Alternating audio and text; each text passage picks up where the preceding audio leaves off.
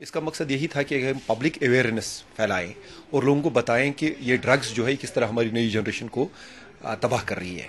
तो साथ में ये भी हम बता देंगे पुलिस ने यहाँ पे ड्रग डिटेक्शन सेंटर जो कायम किया है उसका इस्तेफादा करें वो और अपने बच्चों को वहाँ ले आएँ ताकि हम उनको वहाँ पे ट्रीटमेंट करें। और साथ साथ में आज जो एक नई मुसीबत हमारे लिए आई है वो है जो पाकिस्तान से सरहद पार से ब्राउन शुगर और हीरोइन स्मगल होकर यहाँ पे आ रही है और हमारे बच्चे अब ब्राउन शुगर और हीरोइन के एडिक्ट हो रहे हैं।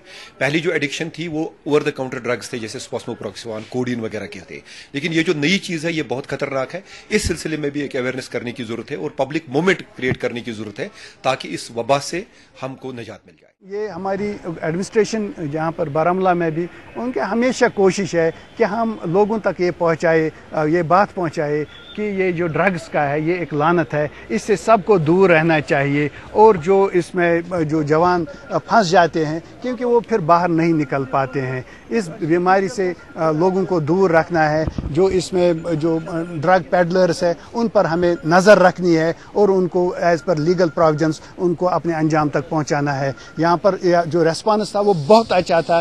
500-700 लोग यहाँ पर इस रैली में चले, उन्होंने मार्च किया और उसके बाद यहाँ इसके बाद वर्कशॉप भी हो गया जिसमें हमने इस बारे में सबको समझाया और उनको कहा कि वो एज ब्रांड एम्बेसडर्स जाके अपने अपने पूरे डिस्ट्रिक्ट में और हर जगह ये बात पहुँचाए कि we have to keep away from the drugs.